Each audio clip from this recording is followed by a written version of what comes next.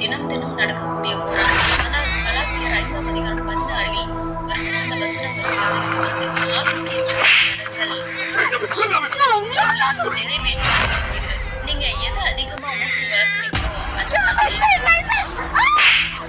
அதுதான் ஜெயிக்கும். ஆவிக்குரிய பழக்கங்களை வளர்த்தா ஆவிதான் ஜெயிக்கும். சாய்ஸ் இருக்கு. இந்த வீடியோ உங்களுக்கு நிச்சயமாக பயனுள்ளதாக இருக்கும். மறக்காம I'll help you. You will help me, my baby. How are you going to do that? How are you going to do that? Please. Oh my God, please. Wherever my child is. வேதாகமம் எச்சரிக்கிறது. இதை குறித்து அவர்களுடைய பார்வை என்னவென்றால், உடல் என்பது வெறும் இறைச்சியும் இரத்தமும் அல்ல, இது உன்னதமான தேவனுடைய ஆலயம்.